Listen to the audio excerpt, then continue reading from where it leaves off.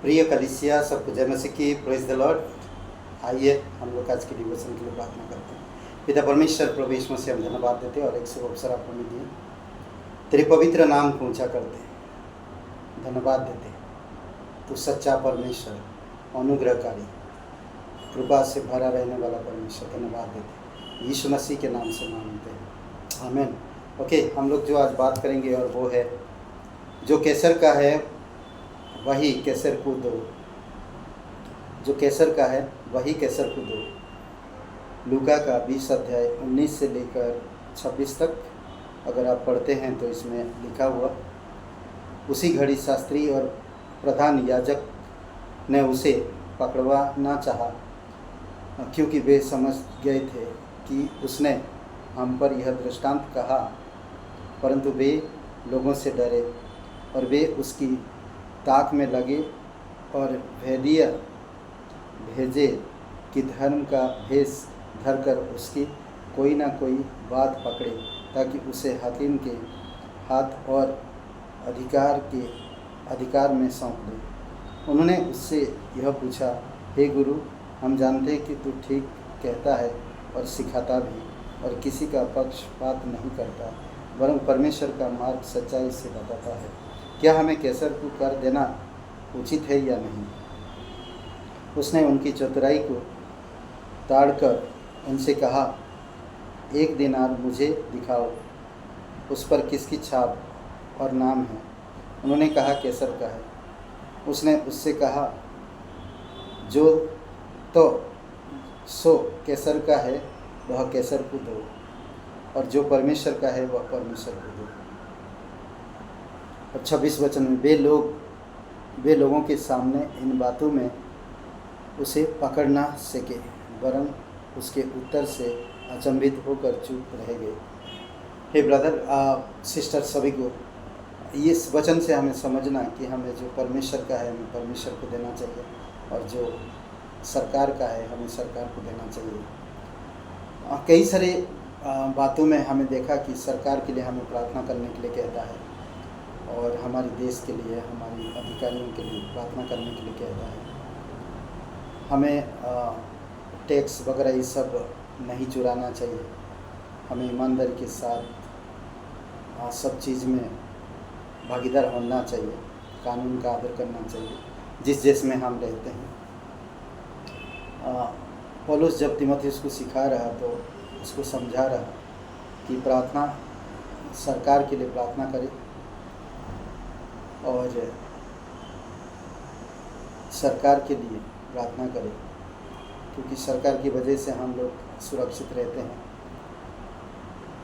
एक अच्छे नागरिक बने, मेरा व्यवहार लोगों के साथ कैसा रहता है ये बहुत इम्पोर्टेंट। अपने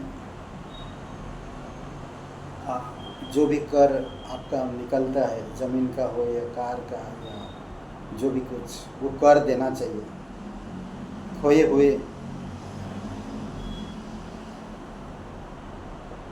हुओं को जो परमेश्वर नागरिकता का पालन करे ना, कि कुछ बातों में हमें जो भी खोए हुओं के लिए हमें प्रार्थना करना चाहिए, सरकार की हर एक नियम का पालन करना चाहिए, जो भी नियम कानून है। और फिर 2 तीमुथियुस में भी कहता, पौलुस कहते हैं कि शासकों के लिए प्रार्थना करो, उनकी आलोचना ना करें। हमें उनकी कभी भी आलोचना नहीं करना चाहिए, उनसे हमें प्रार्थना करना चाहिए। वह यहाँ संकेत देता कि मसीह विश्वासियों को प्रार्थना में कैसे देश में घटनाओं, कार्यक्रम को प्रभावित कर सकती है। यह सब तभी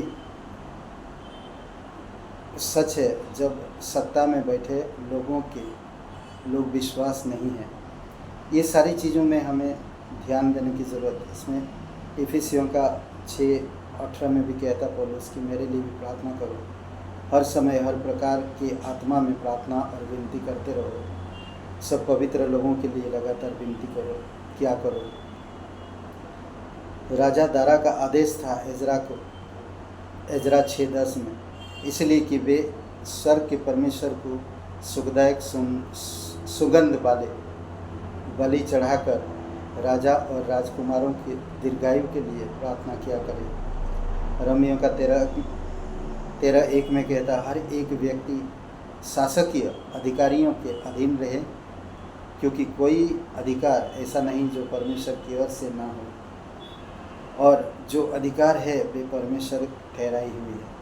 तो ये कुछ बातें हैं जो हमें हमारे देश को कभी बुरा नहीं सोचना चाहिए। हमें धन्यवाद देना चाहिए कि परमेश्वर हमारे देश में हमें रखा है।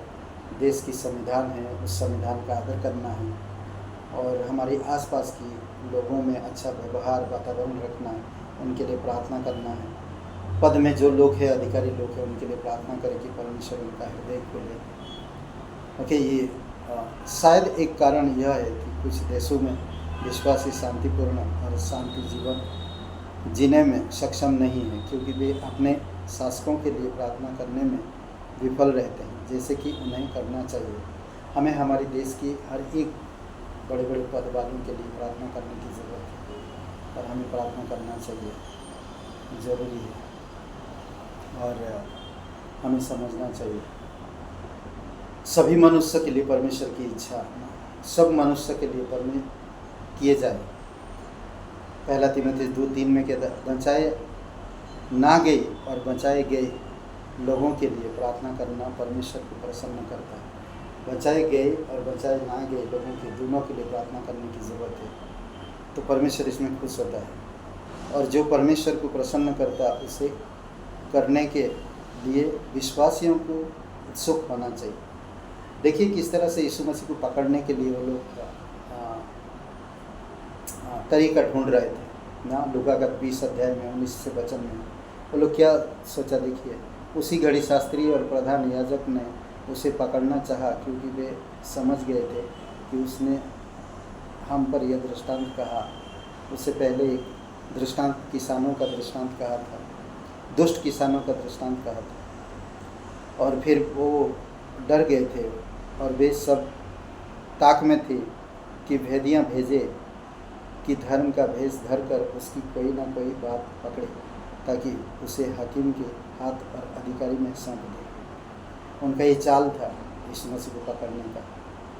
पर यीशु मसीह का व्यवहार, यीशु मसीह की वार्तालाप, यीशु मसीह की समझदारी हमेशा लोगों को चकित कर देता है।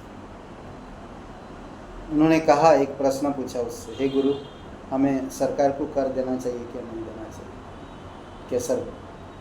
तो यीशु मसीह ने सिंपल एक सिक्का मंगाया, उससे कहता कि इसमें किसका छाप है? तो वो कहते कैसर का, और उसका नाम भी है। तो जो कैसर का है वो कैसर को दो, और जो परमेश्वर का है परमेश्वर को दो। आपको रोज़ वचन पढ़ना है, प्रार्थना करना है उन लोगों के लिए। ये परमेश्वर की आज्ञा है, बाइबल हमें सिखाता है, कहता है, और तब हम सुरक्षित भी रहेंगे और परमेश्वर खुश होगा। आइए प्रार्थना करते हैं। पिता परमेश्वर, हम धन्यवाद देते हैं, आपकी स्तुति महिमा करते हैं। राजाओं का राजा तो प्रभुओं का प्रभु, सर्वशक्तिमान परमेश्वर, दयालु और करुणामय परमेश्वर, धन्यवाद देते हैं यीशु मसीह के नाम से मानते हैं, आमीन। ब्रदर एंड सिस्टर, सबको जय मसीह की, प्रेज द लॉर्ड। शुभ रहे दिन आपका, बहुत बहुत धन्यवाद।